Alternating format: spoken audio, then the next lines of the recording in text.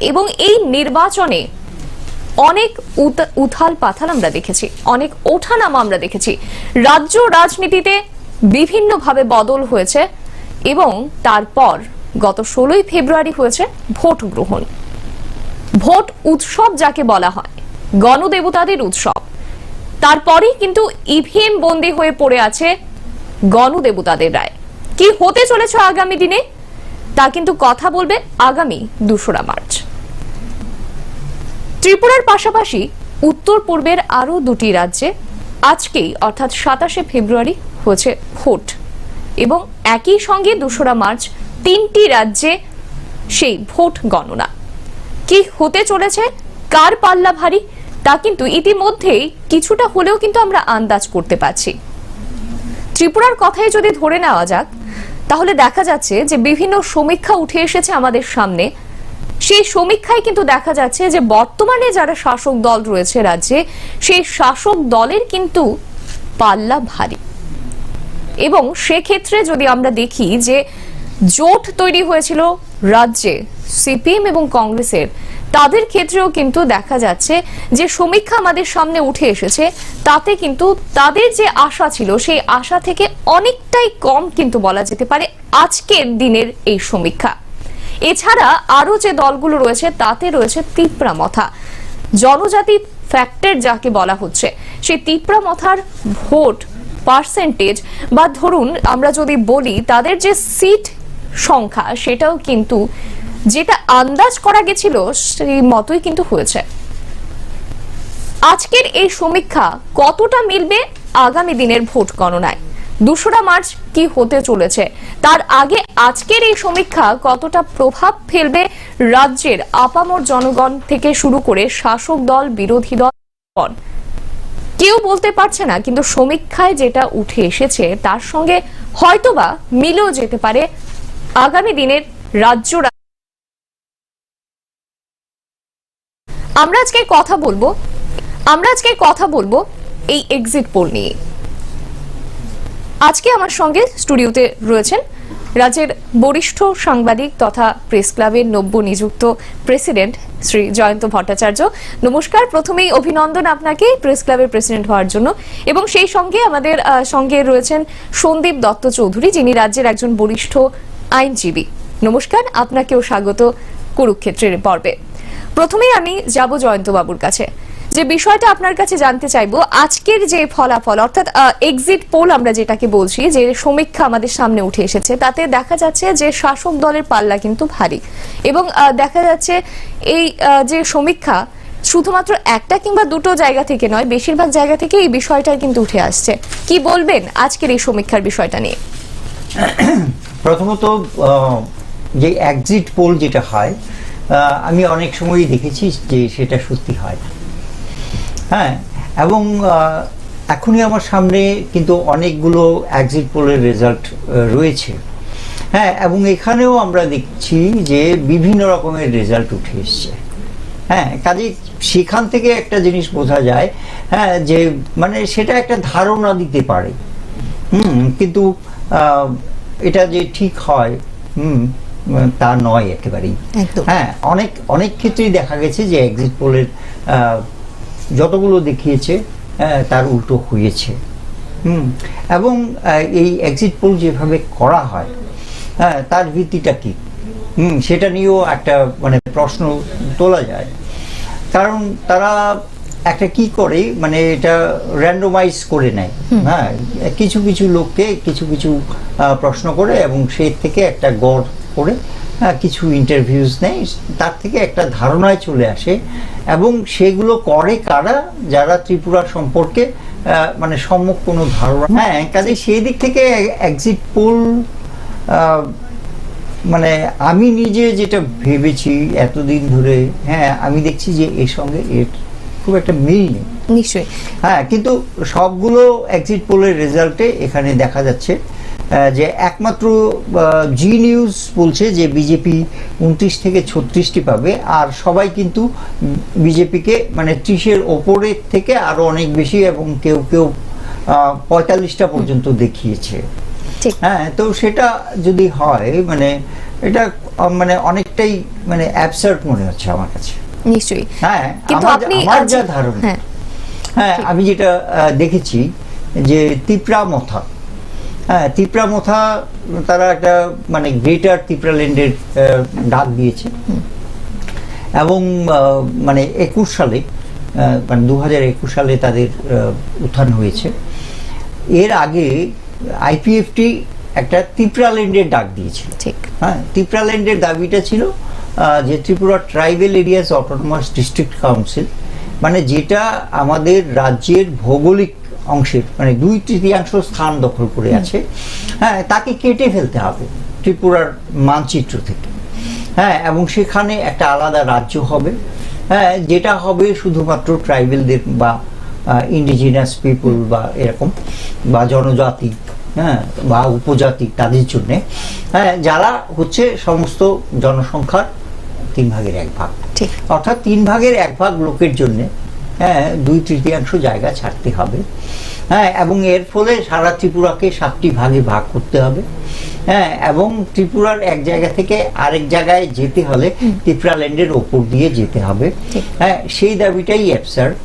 তারপর প্রদ্যোৎ কিশোর মাণিক্য, যিনি দেববর্মা, উনি রয়্যাল সায়ন, উনি রাজবংশের লোক, তো উনি বলেছেন যে না এই ত্রিপুরাল্যান্ডও যথেষ্ট নয়, আমাদের একটা গ্রেটার ত্রিপুরাল্যান্ড চাই, আরো বড় কিছু। তো আরো বড় কি করে করা যাবে? হ্যাঁ, তাহলে দেখা যাচ্ছে যে কিছু ত্রিপুরী লোক আসামে আছে, কিছু ত্রিপুরী লোক নাগাল্যান্ডে আছে, এবং কিছু ত্রিপুরী লোক বাংলাদেশের চিটাগাং হিল ট্র্যাক্ট বা আরো অন্য কোথাও আছে। তাদেরকেও এই গ্রেটার ত্রিপুরাল্যান্ডের সঙ্গে যুক্ত করতে হবে। তো এই দাবিটা যতটাই মানে অলিক মনে হয়, ঠিক, হ্যাঁ বা বাস্তব থেকে মানে তার কোনো মিল নেই, কিন্তু এই দাবিটা দিয়ে মানুষের আবেগকে অনেকটা নাড়ানো যায়। হ্যাঁ, তো সেটা সেখানে করা হয়েছে। তো সেটা করে তারা কিন্তু আমার মনে হয়েছে যে অনেকটা সাকসেসফুল হয়েছে, এবং যে 20টা ট্রাইবেল রিজার্ভ সিট রয়েছে সেখানে মোটামুটি কথা বলে ইতিহাস দেখে বা এরকম, হ্যাঁ আমার কাছে মনে হয়েছে যে তারা 12 থেকে 14টা সিট পেয়েও যেতে পারে। আচ্ছা, হ্যাঁ 12 থেকে 14টা সিট পেয়েও যেতে পারে। তো যদি 12টাই পেয়ে যায় তাহলে আর কতটা থাকছে? 48। তো 48-এর মধ্যে তাহলে সেটাও কংগ্রেস সিপিএম এর জোট এবং বিজেপি আইপিএফটি জোটের মধ্যে ভাগ হবে একদম। হ্যাঁ, তো সব মিলিয়ে আমার কাছে যেভাবে মানে দেখানো হচ্ছে, যেমন ত্রিপুরা এমবিবি ইউনিভার্সিটি একটা করেছে, তো সেখানে দেখাচ্ছে যে 34টা থেকে 39টা, এটা আমার কাছে একটু এক্সাজারেশন মনে হচ্ছে। এমনকি তিপ্রামথাকে দেখাচ্ছে যে 11টা থেকে 16টা। আচ্ছা, এটা তবুটা অনেকটা কাছাকাছি মনে হয়, কারণ আমি ধরেছি যে 12 থেকে 14টা হতেও পারে, কিন্তু সিপিআইএম এবং কংগ্রেস মিলে 9 থেকে 14টা পাবে, এটা আমার কাছে অ্যাবসার্ড মনে হচ্ছে। অবশ্যই এর থেকে বেশি পাবে নিশ্চয়ই। হ্যাঁ, এবং আমার ধারণা যে হাং মানে অ্যাসেম্বলি হওয়ার কথা, এবং সেখানে তিপ্রামথা একটা মানে king maker, king is emerging as a king maker, হ্যাঁ এইরকম একটা মানে ধারণা আমার মধ্যে রয়েছে। আমরা যদি জি নিউজেরটা দেখি, সেখানে বিজেপিকে 29 থেকে 36, মানে বিজেপি বলতে বিজেপি আইপিএফটি অ্যালায়েন্সকে বোঝানো হচ্ছে, এবং সিপিআইএম কে দেখানো হচ্ছে 13 থেকে 21, তিপ্রামথা সেই 11 থেকে 16 এরকম। এবং যতগুলো এক্সিট পোল, ইন্ডিয়া টুডে, হ্যাঁ ইন্ডিয়া টুডে এখানে দেখাচ্ছে যে তারা দেখাচ্ছে 36 থেকে 45, লেফটকে দেখাচ্ছে 6 থেকে 11, হ্যাঁ এবং তিপ্রামথাকে 9 থেকে 16। 9 থেকে 16 মানেটা কি? হ্যাঁ, আমি বলে দিলাম যে 1 থেকে 60-এর মধ্যে পাবে। হ্যাঁ, অনেকটা এরকম 9 থেকে 16, এটা তো কোনো হিসেবই হলো না। হ্যাঁ, একটা তো কাছাকাছি ফিগারের মধ্যে আসতে হবে। তো এর জন্য আমার কাছে মনে হয় যে এটা এক্সিট পোলের মানে হিসেবটা একটা গোলমেলে ব্যাপার হয়, যেটা আমি সবটা মানে মেনে নিতে পারি না।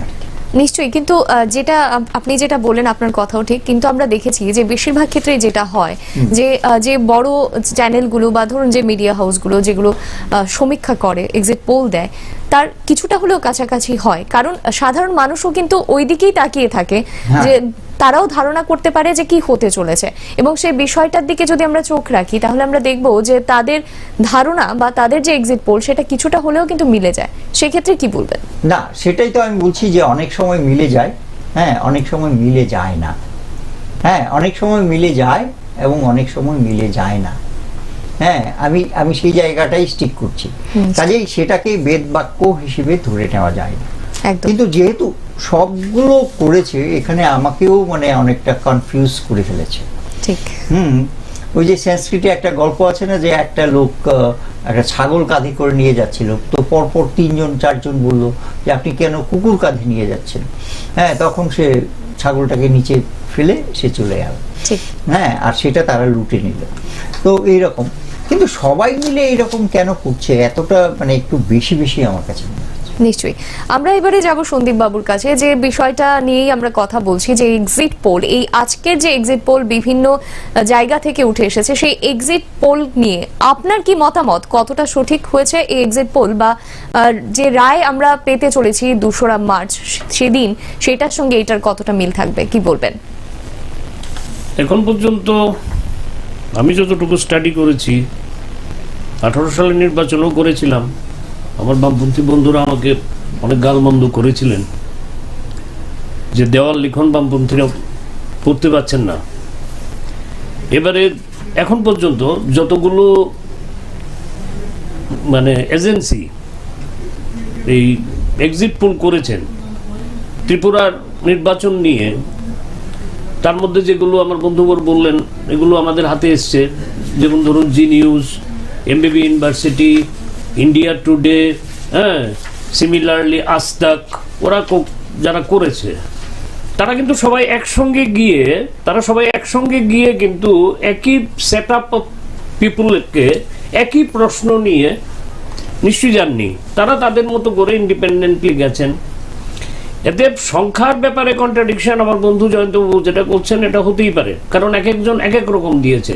জি নিউজ দিচ্ছে 29 থেকে 36, হ্যাঁ, আপনার এমবিবি ইউনিভার্সিটি দিচ্ছে 34 থেকে 39 শাসক দলকে, আজতক দিচ্ছে 36 থেকে 45, হ্যাঁ, তারপর আপনার কি বলে ইন্ডিয়া টুডে 36 থেকে, তো এরা তো প্রত্যেকের সঙ্গে একটু ডিফারেন্স। তারাও যেটা বলছেন যে শাসক দল সর্বনিম্ন কত আর সর্বোচ্চ কত, ইন্ডিয়া টুডে বলছে একটা হাইয়েস্ট বিজেপি পেতে পারে 45, আর যদি লোয়েস্ট আমরা ধরি, কে জানি একটা বলেছে কোন চ্যানেল দেখলাম যে 29 সম্ভবত, yes I got it, G news বলছে ত্রিপুরার ক্ষেত্রে সর্বনিম্ন বিজেপি পেতে পারে 29, ঠিক আছে। এই যে মাঝখানের যে গ্যাপটা from 29 to 45, this is the important thing, এটাই হচ্ছে ম্যাজিক ফিগার, 29 টু 45। এখন 29 টু 45, 29 যারা পৌঁছে যাবেন, যদি বিজেপি শাসক দল পৌঁছেন, ধরে নেওয়া যাবে তারাই সরকার করছেন নিশ্চয়ই। সিমিলারলি আপনি লক্ষ্য করে দেখবেন, যদি এমবিবি ইউনিভার্সিটি তাদেরটা রিলাই আপন করি, 9 থেকে 14 বিরোধী দলকে দিচ্ছে, আজতক দিচ্ছে বিরোধী দলকে দিচ্ছে, সেটা হচ্ছে আপনার লেফট এবং কংগ্রেস 6 থেকে 11, 6 to 11। এটা আমার কাছে খুব একটা বিশ্বাসযোগ্য মনে হচ্ছে না, এটা আমি ওদের সঙ্গে মানতে পারলাম না, নিশ্চয়ই তারা সাইন্টিফিক্যালি করেছেন। হ্যাঁ, এখন প্রশ্ন হচ্ছে ভোটের পার্সেন্টেজ এর ভিত্তিতে তারা আফটার ইলেকশন করেছেন সার্ভে, আগে দিয়েছিলেন অপিনিয়ন পোল, কিছু চ্যানেল এখন দিচ্ছেন এক্সিট পোল। তারা বলছেন যে শাসক দলই সুবিধাজনক জায়গায়, এবারের নির্বাচনে শাসক দলই সুবিধাজনক জায়গায় আছে। এখন এবারে ত্রিপুরার ভোটটা মূলত হয়েছে আমার দৃষ্টিতে এই এক্সিট পোলে, নিশ্চয়ই তারা এই প্রশ্নগুলো রেখেছেন ভোটারদের কাছে, সম্মানীয় ভোটারদের কাছে, যে উন্নয়ন না ডেমোক্রেসি। তো ডেমোক্রেসি দিয়ে তো আপনার যার নুন আনতে পান্থা পুরায়, তার কাছে তো ডেমোক্রেসি একেবারেই অর্থহীন, কারণ তার দিনের শেষে at the end of the day তার মানে অন্ন বস্ত্র বাসস্থান তার কাছে ইম্পর্টেন্ট। সেদিক থেকে যদি বিজেপি এই ভোটারদের কাছে মার্কেটিং করতে পারে যে আমরা বেনিফিশিয়ারিকে সুবিধা দিয়েছি, এসএসজি গ্রুপ দিয়েছি, আমরা চাল বিনা পয়সায় দিয়েছি, তারপর 5 বছরের একটা সরকার, আমাদের 2 বছর চলে গেছে করোনাতে, 3 বছরের এই সরকারের মানদণ্ডের ভিত্তিতে আপনারা বিচার করবেন। Similarly other side of the coin যারা বলছেন, যেমন আমি পড়ছিলাম কিছুক্ষণ আগে, নির্বাচনে যাওয়ার আগে আমাদের বিরোধী দলের সম্পাদক জিতেন চৌধুরী উনি সাংবাদিক বন্ধুদের বলছেন যে সত্যিকার অর্থে সাংবাদিকরা প্রশ্ন করেছিলেন গণতন্ত্র বিপন্ন, তার একটা উদাহরণ কি? উনি একটা ভালো উদাহরণ দিয়েছিলেন যে খেলার মাঠে তো একই বল নিয়ে সবাই দৌড়ান, একই বল নিয়ে সবাই দৌড়চ্ছেন, তো এই বলটাই যদি ঠিক না থাকে তাহলে খেলার মাঠের এই যে মানুষ আসা, দর্শকরা আসা, খেলাটাকে উপভোগ করা, হ্যাঁ, এটাই তো মানে অবাস্তব হয়ে যায়। That means if there is no democracy, people cannot survive. আর যদি পাবলিক সার্ভাইভ না করতে পারে তাহলে তার অস্তিত্ব সংকট হয়ে যাবে, সেখানে অন্ন বস্ত্র বা বাসস্থান টোটালি অর্থহীন। এখন এক্সিট পোলের আজকে যারা শাসক দল তারা নিশ্চয়ই উৎসাহিত হবেন, এবং উৎসাহিত হওয়ার মতো ঘটনা, এটা ঘটনা, এই এক্সিট পোল তারা রিলাই করে তারা উৎসাহিত হবেন। সিমিলারলি আমার বন্ধু ওর দীর্ঘদিন সমানে সাংবাদিকতা পেশার সঙ্গে জড়িত এবং দীর্ঘ পথ উনি অতিক্রম করে এসছেন এই সাংবাদিকতা করতে করতে। সমস্ত ক্ষেত্রেই যে উনি he has rightly pointed out যে সমস্ত ক্ষেত্রেই যে এক্সিট পোল টু মিলে যাবে, নট দ্যাট, এটা একটা ইঙ্গিত, এটা একটা ইঙ্গিত। তবে এই ইঙ্গিত যদি সত্যিকার অর্থে অন সাইন্টিফিক বেসিস এবং শাসক দলকে এই জায়গায় নিয়ে পৌঁছায়, তাহলে আমি ধরে নেব, আমি ব্যক্তিগতভাবে ধরে নেব আমাদের যারা গণদেবতারা তারা উন্নয়নটাকেই বেছে নিয়েছেন, নট দ্য ডেমোক্রেসি। কারণ কোনো আপনি লক্ষ্য করে দেখবেন সেটা হচ্ছে কোনো মানে এজেন্সি যারাই স্টাডি করছেন তারা কিন্তু কোথাও এই যে জোট কংগ্রেস এবং সিপিআইএম এর জোট, তাদেরকে কিন্তু কোথাও দেখাচ্ছেন না যে তারা সংখ্যাগরিষ্ঠতার প্রায় কাছাকাছি। শাসক দলকে কেউ দেখাচ্ছেন 29, কম ম্যাক্সিমাম 45। তার মানে যে কোনো ভাবে বুঝতে পারি আমরা সাধারণ মানুষ হিসেবে যে শাসক দল একটা বেটার পজিশনে, শাসক দল বর্তমানে। কিন্তু কোন বিরোধী দলকে CPM plus that is Congress কোথাও বলছে না যে একেবারে ধরুন 26, 27 কি 28 কি এরকম ধরুন 30 মানে কি অ্যামাউন্টস টু 0, 31 মিনস 100। হ্যাঁ, আমাদের এখানে 60 সিটের মধ্যে 31 হচ্ছে 100। যিনি 31 পাবেন উনি ম্যাজিক ফিগার, যিনি 30 পাবেন উনি আর ম্যাজিক ফিগারটা টাচ করতে পারলেন না। তো সেই ক্ষেত্রে কেউই কিন্তু দিচ্ছেন না তাদেরকে। তো তাদেরও ক্ষেত্রে আমার বন্ধু যে কথাটা সুর ধরেছেন সেই সুর মিলিয়ে আমি বলতে পারি যে তাদের ক্ষেত্রে যারা অপোজিশন আমাদের রাজ্যে বর্তমানে কংগ্রেস এবং জোট, তাদেরকেও at this stage by seeing this sort of things dishearten হওয়ার কিছু নেই। অথবা আরেকটা বিনম্র অনুরোধ রাখবো আপনাদের চ্যানেলের মাধ্যমে, একসঙ্গে অনেকগুলো চ্যানেল আপনারা এটাকে লাইভ টেলিকাস্ট করছেন, যে নতুন করে আর কোনো রিউমার মার্কেটে ছড়াবেন না যে যেই জয়যুক্ত হন যে কাউন্টিং হলে গোলমাল হয়েছে, কাউন্টিং হলে ঢুকতে দেওয়া হয়নি, কাউন্টিং এ, কারণ ইলেকশন কমিশন এখন পর্যন্ত প্রত্যেকটি রাজনৈতিক দল after completion of the election and during the process of election তারা নির্বাচন কমিশনের ভূমিকাকে টাইম এন্ড এগেইন বলেছেন এটা সদার্থক।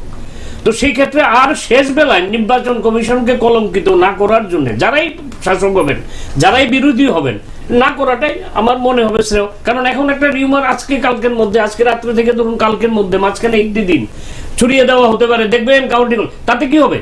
Those who are the counting agent, those who are the grassroots fighter of any political party, কিছুটা হলো তো তাদের পরিবারের মা বাবা ভাই বোন কিংবা স্ত্রী বলবেন তুমি কাউন্টিং এ যেও না। তাতে গিয়ে কি হবে? গণতান্ত্রিক পরিবেশে যে এই যে মুক্ত বাতাসের যে ইয়েটা আমরা নিয়েছি নির্যাস এই বিগত টোটাল প্রসেস 1 মাস সমানে, এটা তো অনেকটা বিষাক্ত হয়ে যাবে।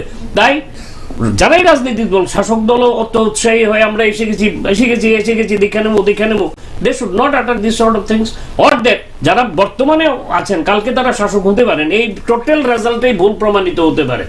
তারাও যাতে কাউন্টিং এ যারা যাবেন তাদের প্রতি শ্রদ্ধা এবং তাদের প্রতি সহানুভূতি এবং তাদের প্রতি সহমর্মিতা, যারাই শাসক যারাই বিরোধী হবেন রাখেন, এবং যথেষ্ট সম্মানের সঙ্গে সরকার এবং প্রশাসন, আমি লক্ষ্য করছি যে টাইম এন্ড এগেইন, আজকে আমি দেখলাম যে আপনারাও নিশ্চয়ই মিডিয়া কভার করেছেন, দেখলাম যে আগরতলা ক্লাব ফোরাম তারা একটা বিশাল কাজ করেছেন আজকেও, সমাজের বিভিন্ন স্তরের লোক এবং বিভিন্ন রাজনৈতিক ব্যক্তিত্ব এবং পুলিশ এবং প্রশাসনিক আধিকারিকদের নিয়ে আজকে তারা একটি প্রেক্ষাগৃহে একটি মিটিং করেছেন, যে নির্বাচনের রেজাল্ট হোয়াটসএভার মেবি, যার পক্ষে যাক যার বিপক্ষে যাক, piece is the main thing. এই স্লোগানটা যদি আজ থেকে আরো 10 বছর আগে, আজ থেকে আরো 15 বছর আগে, আজ থেকে 20 বছর আগে রাজনৈতিক ব্যক্তিত্বদের মধ্যে এই বোধোদয়টা হতো যে রেজাল্ট হোয়াটসএভার মেবি, বিজেপিও বলছেন শান্তি রক্ষা করতে হবে, বিজেপি তো বয় অফ ইয়েস্টারডে আমাদের ত্রিপুরা রাজ্যের ক্ষেত্রে, they are the boy of yesterday, মাত্র 5-6 বছরের জন্ম, হ্যাঁ, নাবালকত্ব তাদের যায়নি। তারাও বলছেন, যারা দীর্ঘদিন শাসক ছিলেন কংগ্রেস এবং সিপিএম, তারাও বলছেন তাদের মধ্যে যদি এই বোধোদয়টা অনেক আগে হতো, অনেক মার কোল খালি হতো না। এবং আফটার রেজাল্ট হয়তো আমরা বলতে পারবো এই যে জোট, এই জোটটাকে ওই এফেক্টেড পরিবারগুলো গণতন্ত্রের নামে যারা আজকে ধ্বজা উড়াচ্ছেন তাদেরটা কতটা অ্যাকসেপ্ট করেছেন, অর দ্যাট শাসক দল তাদের উন্নয়নের যে ইয়েটা প্রপাগান্ডাটা সেটাকে কতটুকু মার্কেটিং করতে পেরেছে, এট দিস স্টেজ দাঁড়িয়ে তাই বলতে পারি। একদম।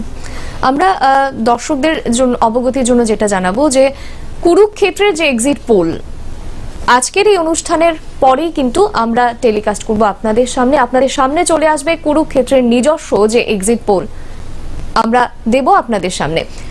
যাব পরের প্রশ্নে জয়ন্ত বাবুর কাছে, যে তিপ্রামথা বিগত 2-3 বছর ধরে রাজ্যে একটা ফ্যাক্টর হয়ে উঠেছে, সেই তিপ্রামথার যে আমরা আজকের যে এক্সিট পোলে দেখলাম তাদের যে সিট সংখ্যা সেটা যদি সত্যি হয় তাহলে তাদের একার পক্ষে নিশ্চয়ই সম্ভব হবে না রাজ্যে শাসক হিসেবে উঠে আসা। তারা কাদের সঙ্গে জোটে যাবে বলে মনে করেন আপনি? না, প্রথমত হচ্ছে এই যে একটা ধারণা বাজারে খুব ছড়িয়েছে, হ্যাঁ, সেটা হচ্ছে যে কেউই সংখ্যাগরিষ্ঠতা পাচ্ছে না। নিশ্চয়ই। হ্যাঁ, এবং এখানে একটা ট্রাই কর্নার্ড একটা কন্টেস্ট হচ্ছে। একদিকে আছে কংগ্রেস সিপিএম এর অ্যালায়েন্স, অন্যদিকে বিজেপি আইপিএফটি, মূলত বিজেপি তাদের অ্যালায়েন্স, এবং তিপ্রামথা, যারা মানে সবাই তাদেরকে ভোটের আগে তাদের দলে সামিল করার চেষ্টা করেছে, কিন্তু তারা কখনো যায়নি, কারোর কাছে যায়নি। আচ্ছা, এখন প্রশ্ন হচ্ছে যে তারা কোন দিকে যাবে। এই প্রশ্নটা যদি এই এক্সিট পোল, হ্যাঁ, যেখানে দেখা যাচ্ছে যে বিজেপি একাই সংখ্যাগরিষ্ঠ, মানে বিজেপি আইপিএফটি জোট, হ্যাঁ, তাহলে তো কোথাও যাওয়ার প্রশ্ন আসছে না। হ্যাঁ, তাকে বিরোধী দলেই বসতে হবে। হ্যাঁ, বিরোধী দলেই বসতে হবে। এখন যদি কোনোভাবে হাং অ্যাসেম্বলি হয়ে যায়, হ্যাঁ, ধরুন এখানে একটা জায়গায় দেখিয়েছে যে বিজেপি 29টা পেতে পারে, হ্যাঁ, এটা যদি সত্যি হয় যে 29টা পেয়েছে, তখন কিন্তু তিপ্রামথার দ্বারস্থ হতে হবে। ঠিক, হ্যাঁ, দ্বারস্থ হতে হবে। এবং তারা যদি জোট না করে, সেই ক্ষেত্রে অনেক কিছুই হতে পারে, কারণ ভারতবর্ষে তো হর্স ট্রেডিং বলে একটা কথা আছে। হ্যাঁ, তো ঘোড়া তো কেনা বেচা হয়, আর তিপ্রামথা থেকে সেটা কিনতে সুবিধে হয়, মানে হবেই আমি বলছি না, এটা এই কারণে যে এই দলটা কিন্তু আনরেজিস্টার্ড পার্টি। ঠিক, হ্যাঁ, মানে ইলেকশন কমিশন থেকে সিম্বল পেয়ে যেভাবে রেজিস্টার্ড পার্টি হয়, সেই তকমাটা কিন্তু তার নেই। হ্যাঁ, কাজে অন্যখানে লাইবিলিটিও নেই, ভয়ও নেই, অ্যান্টি ডিফেমেশন আর অ্যান্টি ডিফেকশন বিলের মধ্যেও পড়ছে না। হ্যাঁ, কাজেই সেই সুযোগটা থাকছে। কিন্তু এখানে তো সবগুলোই দেখাচ্ছে যে, শুধু একটা চ্যানেল দেখাচ্ছে যে 29টা পেতেও পারে, কিন্তু সবাই তো ওদের পাল্লা ভারী করে রেখেছে। তো সেই ক্ষেত্রে তো তিপ্রামথাকে, যদি সেটা সত্যি হয়, তাহলে বিরোধী আসনেই তাদেরকে বসতে হবে নিশ্চয়ই। হ্যাঁ, কিন্তু এখন নানা রকম ব্যাপারগুলো চলে আসছে, যে কংগ্রেস এবং সিপিএম এর যে জোটটা হয়েছে, হ্যাঁ, সেখানে কংগ্রেসের ভোটটা কি সত্যি সত্যি সিপিএম এর পক্ষে গেছে কিনা। হ্যাঁ, ওয়েস্ট বেঙ্গলও এরকম একটা অ্যালায়েন্স হয়েছিল, যদিও আমি মনে করি যে ওয়েস্ট বেঙ্গলের সঙ্গে ত্রিপুরার অবজেক্টিভ কন্ডিশনগুলো ডিফারেন্ট। হ্যাঁ, কিন্তু ওয়েস্ট বেঙ্গলও কিন্তু কংগ্রেসের ভোটটা কখনো সিপিএম এর দিকে যায়নি, সিপিএম এর ভোটটা কংগ্রেসের দিকে গিয়েছে। হ্যাঁ, তো সেটা গেছে কিনা সেটাও একটা মানে গবেষণার বিষয়। বা আরেকটা জিনিস আমি যেটা বলতে চাই, যে আমরা যাই এক্সিট পোল করলাম, গণদেবতার রায় তো এখন ইভিএম এর মধ্যে আছে, আর ইভিএম বন্দী হয়ে আছে স্ট্রং রুমের মধ্যে। হ্যাঁ, কাজে আমরা যদি তাদেরকে কাউকে বাড়িয়ে দিই, হ্যাঁ, জিতিয়ে দেই, হ্যাঁ, এতেও কিছু যায় আসে না, কারণ 2 তারিখই সব কিছু প্রমাণ হয়ে যাবে। কিন্তু এই এক্সিট পোলের পরে, হ্যাঁ, যেটা সন্দীপ দা খুব সুন্দরভাবে বললেন, যে একটা ভায়োলেন্স হওয়ার কথা, যে আমরা এসে গেছি, হ্যাঁ, ইত্যাদি ইত্যাদি, কারণ নির্বাচনের পরেই কিছু কিছু পোল রিলেটেড ভায়োলেন্স হয়েছে। হ্যাঁ, তো এইসব নিয়ে যদি একটা বাড়াবাড়ি হয়, তাহলে সেটা হবে খুবই মানে অমঙ্গলজনক, আমি বলবো। হ্যাঁ, সেটা একটা আশঙ্কার বিষয়। এই এক্সিট পোলে কিন্তু সেই আশঙ্কাটাকে একটু উস্কে দিয়েছে। নিশ্চয়ই। আমরা পরের প্রশ্নে যাওয়ার আগে আমাদের কুরুক্ষেত্রের যে এক্সিট পোল দর্শকদের সামনে আমরা তুলে ধরবো স্ক্রিনের মধ্যে। আপনারা দেখুন, কুরুক্ষেত্রের নিজস্ব যে সার্ভে, সেই সার্ভে অনুযায়ী কিন্তু এই এক্সিট পোল আপনাদের সামনে তুলে ধরা হয়েছে।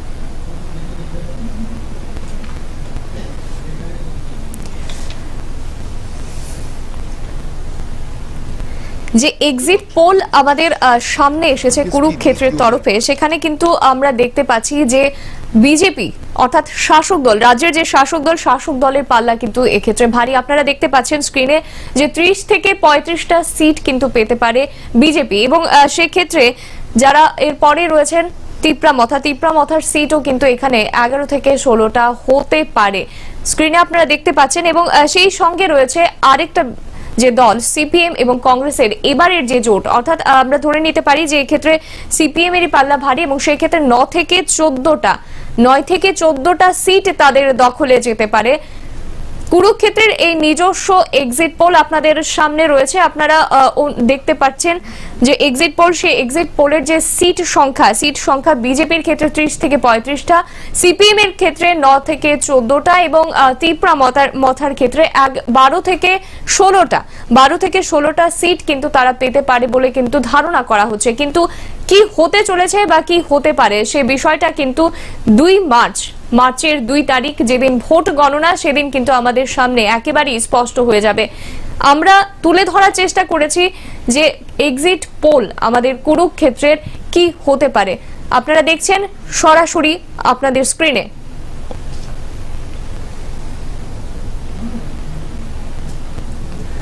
আমরা যাব পরের প্রশ্নে, সন্দীপ বাবুর কাছে। যে বিষয়টা আমরা অনেকদিন ধরে লক্ষ্য করেছি, বিগত কিছু বছর ধরে রাজ্য রাজনীতিতে একটা নতুন দলের আবির্ভাব হয়েছে, এবং সেটা হচ্ছে তৃণমূল কংগ্রেস। সেই তৃণমূল কংগ্রেসের আজকের যে এক্সিট পোল, সেই এক্সিট পোলে কিন্তু তাদের কোনো চিহ্ন মাত্র নেই। তাদের যে আস্ফালন, সেই আস্ফালনের কিন্তু বিন্দু মাত্র চিহ্ন এই এক্সিট পোলে দেখা যায়নি। কি বলবেন, কি মতামত আপনার? না, নির্বাচনে বা নির্বাচনের আগে মানে খুব সদার্থক ভূমিকা তো ওরা নেয়নি, নির্বাচনটাকে ওরা সিরিয়াসলি নেয়নি। মমতা ব্যানার্জি আগরতলা শহরে এসে রোড শো করে গেলেন, তাতেই যদি মনে করেন সব লোক ধন্যরাজার পূর্ণ দেশ বলে একেবারে গণদেবতারা গিয়ে ব্যালট বাক্সে ভোট দিয়ে দেবেন, এটা তো আশা করা যায় না। ধারাবাহিকভাবে সিপিএম এই রাজ্যে আছে, হ্যাঁ, 5 বছর সিনসিয়ারলি বিজেপি শাসক দল ময়দানে আছে। কংগ্রেস দীর্ঘদিনের, কংগ্রেসের একটা নিজস্ব ভোট ব্যাংক আছে। আপনি হঠাৎ করে এসে একটা রোড শো করে যদি মনে করেন টোটাল সিট নিয়ে নেবেন, আমি তো বাইরের চ্যানেলগুলো দেখেছি আজকে সারাদিন, হ্যাঁ, এবং লোকাল চ্যানেলগুলো দেখেছি, তারা ম্যাক্সিমাম আপনার 1 থেকে 2% ভোট দিচ্ছে, and others, it includes the Trinamool Congress. এটা তৃণমূল কংগ্রেসকেও ইনক্লুড করে। তো আমার মনে হয় না খুব বেশি ওরা এফেক্ট করতে পারবেন। মার্জিনালি হয়তো 1-2 সিটে গিয়ে কি হবে দেখবেন, জয় পরাজয়ের ক্ষেত্রে তাদের একটা ভূমিকা হঠাৎ করে হয়ে যাবে। কিরকম? দেন দে উইল ক্লেম যে আমরা তো একটা নির্ণায়ক ভূমিকা নিয়েছি। ধরুন কোনো লোক 300 ভোটে হেরে গেলেন, সেক্ষেত্রে ওই কনস্টিটিউয়েন্সিতে যদি তাদের জামানতও চলে যায়, তারা দেখা গেল 600 ভোট পেয়ে গেলেন কি 700 ভোট, তো সেই ক্ষেত্রে তারা তো বলবেন যে আমরা নির্ণায়ক ভূমিকা। কিন্তু রাজ্যের ক্ষেত্রে ভোটের ক্ষেত্রে তাদের খুব একটা প্রভাব কাজ করেছে বলে আমি ব্যক্তিগতভাবে মনে করি না। একদমই ঠিক।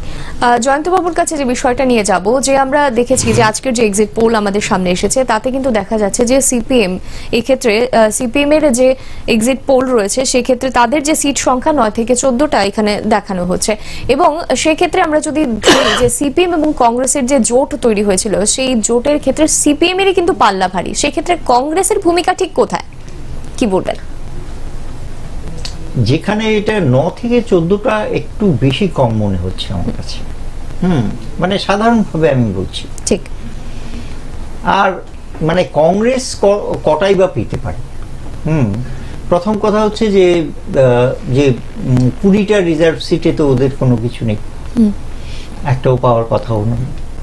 আর 13টা যেটা দিয়েছে, সরি, তো সেখানেও আমার মনে হয় না যে 2-3টের বেশি ওরা পাবে। হ্যাঁ, কাজে যা করতে হবে সেটা সিপিএমকেই করতে হবে।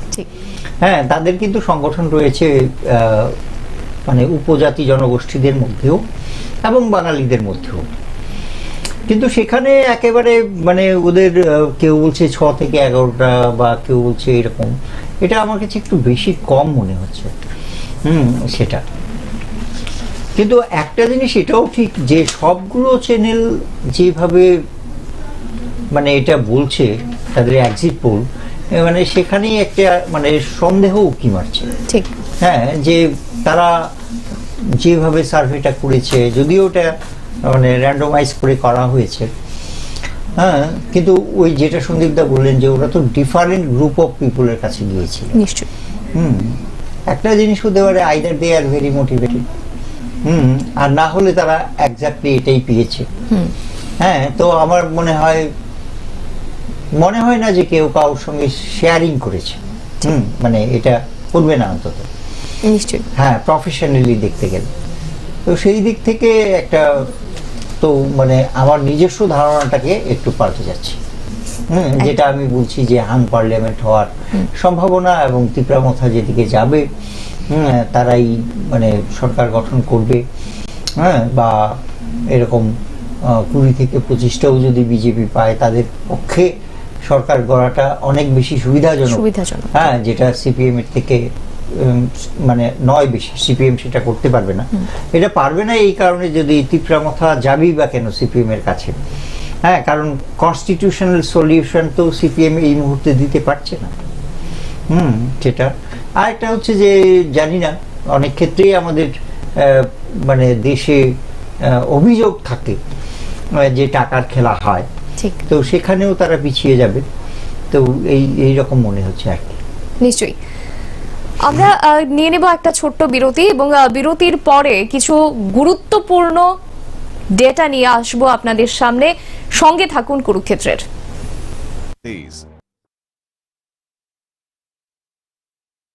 त्रिपुरा में बज चुकी चुनावी रणभेरी, चुनावी रण में उतर चुकी सियासी सेनाएं। रण किसके हाथ में है? संकल्प किसका मजबूत है? विपक्ष में किसका विश्वास है? किसकी नीतियों में राजनीति है? पक्ष या संकल्प या फिर विपक्ष की हुंकार? अब की बार त्रिपुरा में किसकी सरकार? जानने के लिए देखें त्रिपुरा विधानसभा चुनाव की सबसे बड़ी संप्रचार कुरुक्षेत्र 2023। त्रिपुरा में बज चुकी चुनावी रणभेरी, चुनावी रण में उतर चुकी सियासी सेनाएं। रण किसके हाथ में है? संकल्प किसका मजबूत है? विपक्ष में किसका विश्वास है? किसकी नीतियों में राजनीति है? पक्ष या संकल्प या फिर विपक्ष की हुंकार? अब की बार त्रिपुरा में किसकी सरकार? जानने के लिए देखें त्रिपुरा विधानसभा चुनाव की सबसे बड़ी संप्रचार कुरुक्षेत्र 2023।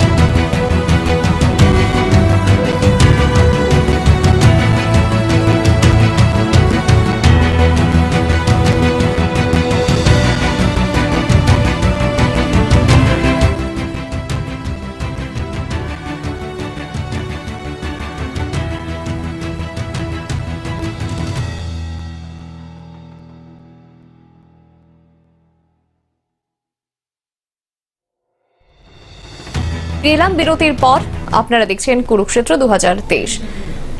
বিগত 2 মাস ধরে আমাদের যে সার্ভে, সেই সার্ভে অনুযায়ী কিন্তু আমরা আজকের কুরুক্ষেত্রের পক্ষ থেকে এই এক্সিট পোল আপনাদের সামনে তুলে ধরেছি এবং আমাদের যতটা ধারণা যে রাজ্যের ইতিহাসে এই প্রথমবার হতে চলেছে যে এক্সিট পোল, সেটা কিন্তু আগামী 2রা মার্চ যে গণনা হবে, সেই গণনার পরে যে রায় আমরা পাবো তার সঙ্গে মিলে যেতে পারে আমাদের এই এক্সিট পোল। সেই বিষয়টা নিয়ে কিন্তু আমরা যথেষ্ট আশাবাদী, কারণ আমাদের যে বিগত দিনের যে কাজ, বিগত দিনের যে সমীক্ষা, সেই সমীক্ষার উপরে ভর করেই কিন্তু আজকের এই এক্সিট পোল আপনাদের সামনে আমরা তুলে ধরার চেষ্টা করেছি। ফিরে আসবো প্রশ্নে। আমি যাব সন্দীপ বাবুর কাছে। যে বিষয়টা নিয়ে এতক্ষণ ধরে আমরা আলোচনা করছি, আমাদের যে এক্সিট পোল, আজকের যে এক্সিট পোল ত্রিপুরা বিধানসভা নির্বাচনে, সেই এক্সিট পোলে যে বিষয়টা উঠে আসছে যে বিভিন্ন জায়গা থেকে যে বিজেপির পক্ষে কিন্তু পাল্লা ভারী, তাদের যে সিট সংখ্যা, সেই সিট সংখ্যা কিন্তু অনেকটাই বেশি দেখাচ্ছে বিভিন্ন জায়গাতে। এবং সেক্ষেত্রে ইতিমধ্যেই কিন্তু প্রশ্ন উঠতে শুরু করেছে যে মিডিয়া হাউসগুলিকে নাকি ক্রয় করা হয়েছে। কি বলবেন এই বিষয়টা নিয়ে? কারণ ইতিমধ্যে এই প্রশ্নগুলো কিন্তু ঘুরপাক খাচ্ছে। কি বলবেন সন্দীপ বাবু? আপনি যদি এক্সিট পোলের যারা বাইরের চ্যানেলগুলো আছে, আমাদের এখানে লোকাল একটি, সেটা হচ্ছে এমবিবি ইউনিভার্সিটি, তারা বাইরের একটা কনসার্নের সঙ্গে মিলে করেছে। হ্যাঁ, তো সেই ক্ষেত্রে একটা ফিগার দেখে আপনি দুপক্ষে বক্তব্য রাখতে পারবেন। একটা ফিগার যদি দেখেন, পক্ষে বলতে পারবেন, বিপক্ষ বলতে পারবেন। যে মিডিয়া হাউস ইজ পারচেজড, যারা মানে হেরে যারা বিবৃতি দেবেন তারা বলবেন, কিংবা কালকে যারা বিবৃতি দেবেন বা আসবেন আপনাদের স্টুডিওতে, তারা বলবেন মিডিয়া ইজ পারচেজড। আর যারা আসবেন আর একটা গ্রুপ, তারা বলবেন মিডিয়া ওয়াজ নট পারচেজড, তারা ইন্ডিপেন্ডেন্টলি করেছে। সেটা একটা ফিগার থেকে, ত্রিপুরার ইলেকশনের ফোরকাস্টের একটা ফিগার থেকে it will be crystal clear. যেমন এমবিবি ইউনিভার্সিটি, তিপ্রা মাথা 11 থেকে 16, জি নিউজ 11 থেকে 16 তিপ্রা মাথা, আজতক 9 থেকে 16, হ্যাঁ তিপ্রা মাথা। তাহলে আপনি লক্ষ্য করে দেখুন, সর্বনিম্ন 9, সর্বোচ্চ তিপ্রা মাথা পাচ্ছে 16। এখন মিডিয়া হাউস যারা বলবেন, একই এই স্ট্যাটিস্টিক্স দুপক্ষকেই একসঙ্গে মানে যার যার বক্তব্যকে জাস্টিফাই করবে। যদি আমি বলি মিডিয়া হাউসকে পারচেজ করে কিংবা মিডিয়া হাউসকে মোটিভেটেড করে অর দ্যাট সামহাউ ম্যানেজ করে, হ্যাঁ তাদের দিয়ে এই স্ট্যাটিস্টিক্স গুলো করানো হয়েছে, তাহলে সত্যি কথা করানো হয়েছে। কারণ নাইলে সবার ইয়েতে 16 কি করে আসে? আপনি এই জায়গাটা তো যিনি বলবেন যে না তাহলে 16 আসতে পারে না, আবার যিনি বলবেন যে মিডিয়া হাউসকে কখনো কেউ প্রভাবিত করেনি, আপনি যেমন কিছুক্ষণ আগে বলছিলেন আপনাদের এই যে কুরুক্ষেত্র, আপনারা 7টা চ্যানেল এট এ টাইম করছেন এখন। হ্যাঁ, এই কুরুক্ষেত্রের 2 মাসের ফসল, আপনাদের 2 মাসের চেষ্টার ফসল এই যে স্ট্যাটিস্টিক্স আপনারা যেটা কিছুক্ষণ আগে স্ক্রিনে দেখিয়েছেন। সেই ক্ষেত্রে যারা বলবেন যে না, তারা বলবেন ইন্ডিপেন্ডেন্টলি করে দেখেই এনবিবি ইউনিভার্সিটি যে কথা বলছে, আজতক যে কথা বলছে, কিংবা জি নিউজ যে কথা বলছে, কিংবা আপনার কুরুক্ষেত্র যে কথা বলছে, সবাই বলছে 16। দ্যাট মিনস ম্যাক্সিমাম 16, মানে কি কারোর সঙ্গে কারোর কোনো যোগাযোগ নেই। Media house was not purchase or somehow manage or that motivated with any result or statistics. যা এসছে গ্রাউন্ড রিয়েলিটি, তার ভিত্তিতেই তারা টেলিকাস্ট করছে। তার মানে আপনি পক্ষেও বলতে পারবেন, বিপক্ষেও বলতে পারবেন। এই একটা স্ট্যাটিস্টিক্স আমাকে মানে পক্ষে বিপক্ষে বলার জন্য, যারা পক্ষে বলবেন তারাও বলবেন একরকম, বিপক্ষে বলবেন একরকম। আর এটা তো ঘটনা, এটা যদি স্ট্যাটিস্টিক্সটা গ্রাউন্ড রিয়েলিটিতে ধরুন 2 তারিখ 12টা কি 1টার পর যদি আসে, সর্বনিম্ন 29 শাসক দল, সর্ব হাইয়েস্ট হলো 45, কোন একটা চ্যানেল 45 দিয়েছে, আজতক 45 দিয়েছে। তো এই যদি রেজাল্ট হয়, সর্বনিম্নটাই আমি যদি ধরি, ধরুন 29 হলো তো শাসক দল সরকার করছেন, তাই না? তাদেরকে তো খুব একটা মানে ব্যাক পাওয়ার মতো কোনো প্রশ্ন নেই। আর যেটা যেমন কিছুক্ষণ আগে বললেন যে সেই ক্ষেত্রে অনেকটা সুবিধাজনক জায়গায় তিপ্রা মাথা, অনেকটা সুবিধাজনক জায়গায় শাসক বিজেপি দল। কেন? যে দলটি থেকে মানে আশা বা দরজা খোলা বা কারোর জন্য দরজা বন্ধ করে দেওয়া, তাদের ক্ষেত্রে তো কোনো দায়বদ্ধতা নেই। বিকজ তাদের ক্ষেত্রে দল বদলের আইন যেটা because they are not registered or affiliated by the Election Commission of India. আঞ্চলিক দল হিসেবেও এখন পর্যন্ত হয়নি, এবারে নির্বাচনের পর হয়তো বা হবে ভোটের পার্সেন্টেজের হিসেবে। তো সেই ক্ষেত্রে শাসক দল একটা সুবিধাজনক জায়গায় থাকবে। কিন্তু এই স্ট্যাটিস্টিক্স যদি আমরা রিলাই আপন করি, মানে উইদাউট প্রেজুডিস যারা করেছেন তারা অনেক খেটে করেছেন। আপনারা কুরুক্ষেত্র, আপনারা দীর্ঘদিনের পরিশ্রমের ফসল, সেখানে আপনারাও দেখাচ্ছেন শাসক দল অনেকটা এগিয়ে। তো সেই ক্ষেত্রে যদি এই রেজাল্টের টোটালি মানে ডায়ামেট্রিক্যালি অপোজিট হয় যদি, উই ডু নট নো হবে কি না হবে, হতেও পারে নাও হতে পারে, তাহলে কিন্তু এই সমস্ত ফোরকাস্টিং এর বিশ্বাসযোগ্যতা জনগণের কাছে খুব তলানিতে গিয়ে ঠেকবে, আগামী দিন খুব তলানিতে ঠেকবে। তো সেই ক্ষেত্রে যারাই করেছেন কতগুলো ফ্যাক্টরকে তো তারা নিশ্চয়ই মাথায় রেখেছেন। যেমন আমাদের রাজ্যের ক্ষেত্রে বিজেপি এবং ত্রিপুরা মাথাকে নিয়ে যদি আপনি 50টা প্রশ্ন নিয়ে যান, আমাদের রাজ্যের ক্ষেত্রে 50টা প্রশ্ন। কি প্রশ্ন? হিন্দু বাঙালির ক্ষেত্রে এক ধরনের হবে, মুসলিম বাঙালির ক্ষেত্রে এক ধরনের হবে, ত্রিপুরা মাথার ক্ষেত্রে ট্রাইবেলদের মধ্যে বিভিন্ন জনজাতি গোষ্ঠী আছে, তার মধ্যে ট্রাইবেলদের মধ্যে দেববর্মা কমিউনিটি যদি হয় সেটা একরকম রেজাল্ট শো করবে রিগার্ডিং ত্রিপুরা মাথা। সেটা যদি চাকমা হয় একরকম হবে, রিয়াং হলে একরকম হবে। তো কোশ্চেনারিজ এট র্যান্ডামই হোক কিংবা বাই কি বলবো সিলেকশনই হোক, তা নেওয়া যদি হয়, প্রশ্নগুলো কি ছিল সেগুলো আমরা জানি না, উই ডু নট নো। উন্নয়ন না democracy, to restore the democracy, what was the questionnaires? একই এলাকাতে একই বিধানসভা কেন্দ্রে, যেমন ধরুন আপনি ধনপুর কনস্টিটিউয়েন্সি, সেখানে মুসলিম ডোমিনেটেড আছে। আমার আগরতলা শহরের উপরে 7 রামনগর, 6 আগরতলা, মুসলিম ডোমিনেটেড আছে। তো সেখানে আপনি হিন্দু বাঙালির কাছে যে কোশ্চেনারিজ রাখবেন, সেই কোশ্চেনারিজের যে উত্তর আসবে, এই সেম কোশ্চেন যদি আপনি মুসলিমের বিটারবন, মোল্লাপাড়া সেখানে গিয়ে রাখেন, কোশ্চেনারিজের উত্তরটা কিন্তু একেবারে টোটালি ডায়ামেট্রিক্যালি অপোজিট হবে। আমার বর্ডার গুলচক্কর, রাজনগর, জয়পুরে একই প্রশ্ন যদি রাখেন, আর যদি আপনি এসে আগরতলা শহরের টিআরটিসি চমুনিতে হিন্দু বাঙালির কাছে রাখেন একই প্রশ্ন, উত্তর কিন্তু ডিফারেন্ট হবে, তাই না? তো এখন এগুলোকে মিলিয়ে সবাই, আমি যেটা দেখছি, সবাই এক জায়গাতে দাঁড়িয়ে, আপনি যে প্রশ্ন করছিলেন সেটার উত্তরই আমি এখনো বলছি, যে 16 কি করে একই জায়গাতে স্টিক করে যায় সবার ক্ষেত্রে। এটা এক হলে বলতে হবে যে মিডিয়া টোটালি পারচেজ, সব মিডিয়া একসঙ্গে বসে বলেছে বাবা ত্রিপুরা মাথাকে আর বাড়তে দিস না, ত্রিপুরা মাথা 16 20 মধ্যে যথেষ্ট রাখ, হ্যাঁ ম্যাক্সিমাম 16, অর দ্যাট তারা ইন্ডিপেন্ডেন্টলি করে, তারা গ্রাউন্ড রিয়েলিটি অ্যাপ্রিসিয়েট করে তারাই 16 পেয়েছেন, তারা তাই দিয়েছেন। এটা মানে, তবে যদি এটা কাছাকাছিও না যায়, একেবারে তারা যারা করেন, হ্যাঁ আমরাও স্টাডি করে বলি বিধানসভা, কালকে হয়তো বিভিন্ন জায়গায় বলবো, কালকে বলার মতো টাইম এসে যাবে, বিধানসভা কেন্দ্র ধরে রাজনৈতিক ব্যক্তিত্ব কে আসছেন কে না আসতে পারেন, সব প্রবাবিলিটি গুলো কালকে বলবো।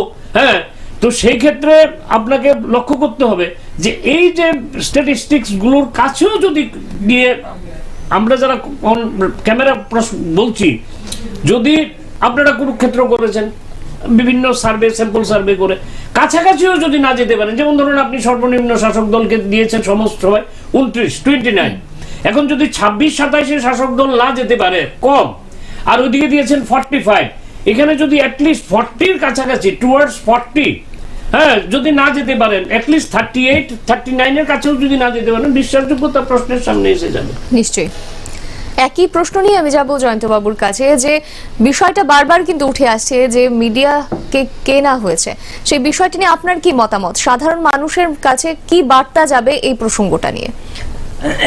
আচ্ছা, একটা কথা আমি প্রথমে বলি, যেটা সন্দীপ দা বললেন যে এই যে 16টা ত্রিপুরা মাথা পাচ্ছে, হ্যাঁ, অর্থাৎ এখানে একটা সিমিলারিটি আছে। তো এর থেকে একটা আঁচ করা যায় যে মিডিয়াকে হয়তো পারচেজ করা হতেও পারে, হ্যাঁ।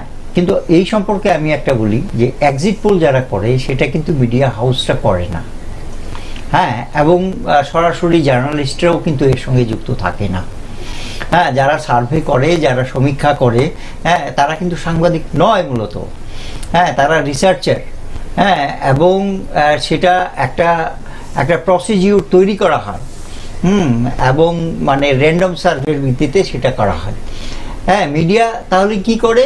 মিডিয়া হাউস একটা কনসার্নকে কন্ট্রাক্ট দেয়, হ্যাঁ, এবং তারা সেটা করে, হ্যাঁ, এবং তারা যাদেরকে অ্যাপয়েন্ট করেছে, হ্যাঁ, তারা যেই ফলাফলটা দেয়, হ্যাঁ, সেটাকে যে আমরা তাদেরকে কন্ট্রাক্ট দিয়েছিলাম এটা করার জন্য, হ্যাঁ, এবং তারা এটা আমাদেরকে দিয়েছে। যেমন আমরা বাড়ি বানানোর ক্ষেত্রে কাউকে কন্ট্রাক্ট দিই, তুমি এইভাবে বানাবে, হ্যাঁ, ঠিক আছে না? তো যাই হোক, কিন্তু সেখানে বলে দেওয়া হয় একটা এরকম হবে, কিন্তু এখানে তো সেটা বলা হয় না। সেখানে বলা হয় যে কে কতটা পাবে, হ্যাঁ, কিন্তু এক্স্যাক্টলি কি প্রসিডিউরে হবে, কি হবে, হ্যাঁ, সেটা মিডিয়া হাউসের লোকেরাও ইনভলভ থাকে না সরাসরি, হ্যাঁ, এবং জার্নালিস্টরাও সেই সার্ভে করে, হ্যাঁ। তো সেটা হচ্ছে একটা পয়েন্ট। আর দ্বিতীয়ত হচ্ছে যে মিডিয়াকে কি পারচেজ করা যায়, ইট ডিপেন্ডস। অফকোর্স পারচেজ করা যায়, অনেক ক্ষেত্রেই মিডিয়াকে পারচেজ করা হয়েছে। এটা আমার দেশে নয় শুধু, হ্যাঁ, বিদেশেও করা হয়েছে। আবার এমনও মিডিয়া আছে যে তাদেরকে কখনোই পারচেজ করা যায় না। এমনও সাংবাদিক আছে যে কখনোই কম্প্রোমাইজ করে না। এমনও সাংবাদিক আছে যে সে দুই পক্ষের কাছেই খারাপ হয়ে যায়, এবং তাকে তখন অনেক সময় ট্রাক গাড়ি চাপা দিয়ে মেরে ফেলে, এইরকম ঘটনাও হয়। কাজে এটা ডিপেন্ড করে, হ্যাঁ। তাছাড়া মিডিয়া এখন তো আর হরিশ্চন্দ্র মুখার্জির মতো যেভাবে কাগজ করতেন সেভাবে নেই, হ্যাঁ। মিডিয়া এখন কর্পোরেট হাউসের আন্ডারে চলে গেছে, ঠিক, হ্যাঁ। আর আমরা যেটা বলি যে মিডিয়ার স্বাধীনতা বলতে সাংবাদিকদের কোনো স্বাধীনতা নয়, এটা মিডিয়ার মালিকদের, মিডিয়া হাউসের স্বাধীনতা, হ্যাঁ। কাজেই এখন তো সাংবাদিকরা বলে আমাদেরকে যেভাবে বলবে সেটা আমরা করি, তো সেটাই করা হয়। শুধু কয়েকটা এজেন্সি এরা থাকে যে এরা বলে যে নিরপেক্ষতার প্রশ্নটা থেকেও আমরা একটা ব্যালেন্সড রিপোর্টিং করি, হ্যাঁ। অর্থাৎ আমরা যদি কংগ্রেসের একটা রিপোর্ট করি, কংগ্রেস যদি কাউকে ব্লেম করে, হ্যাঁ, বিজেপিকে ব্লেম করলো, তখন বিজেপির কাছেও আমরা যাই যে তারা আপনাকে ব্লেম করেছে, আপনার কি মতামত ইত্যাদি, অর্থাৎ ব্যালেন্সড রিপোর্টিং, হ্যাঁ। কিন্তু সত্য সেভাবে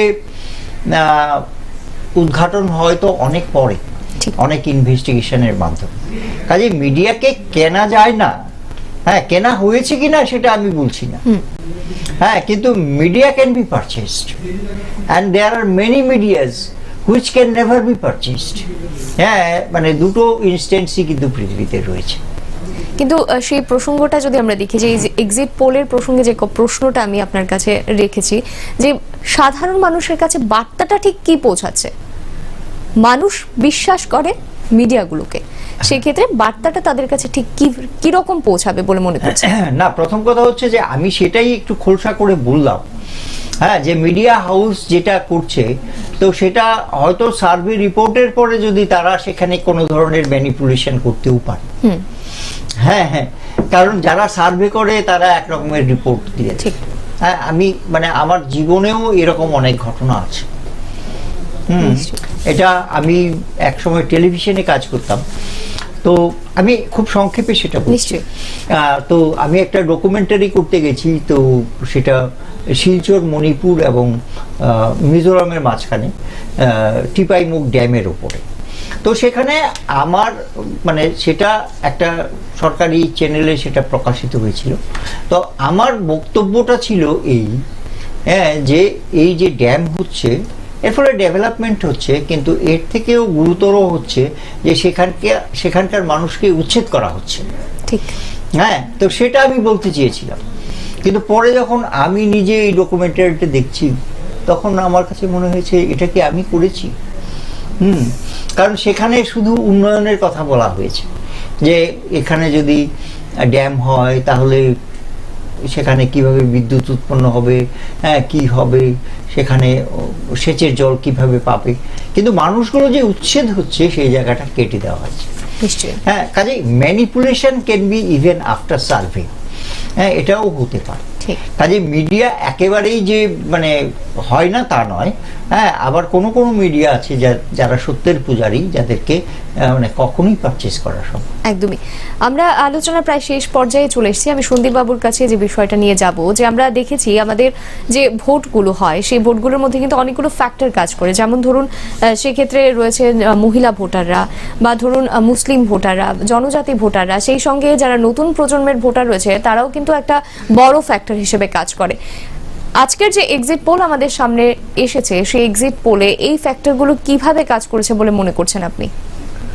মহিলা ভোটাররা তো এবার যেটা ভোট দিয়েছেন পুরুষ ভোটার থেকে এখন পর্যন্ত যা স্ট্যাটিস্টিক্স 3%-এর মতো বেশি আছেন, মহিলারা ভোট বেশি দিয়েছেন। এখন আমার মা বোনদের তো হেসেল সামলাতে হয়। তারা যখন লাকড়ি দিয়ে, গ্রামের মা বোনেরা তারা যখন উনুন জ্বালান, তাদের চোখগুলো তখন লাল হয়ে যায়। সেখানে যদি উজ্জ্বলা যোজনার গ্যাস যায়, এই ভোটটা বিজেপি ফেভারে যাবে। সিমিলারলি যেটা বলা হয় যে ত্রিপুরার মাটি রক্তে রাঙা হয়েছে বিগত 5 বছরে, যে মা যে বোনের ভাইটি হারিয়েছেন, যে মা তার সন্তান হারিয়েছেন, তার ক্ষেত্রে গণতন্ত্র মুক্ত বাতাস, সেই মুক্ত বাতাসকে রক্ষা করতে হবে। এবং সেই পরিপ্রেক্ষিতে এই মা যদি 3%-এর মধ্যে থাকে, এই ভোটটা শাসক দলের বিরুদ্ধে ভোট হবে।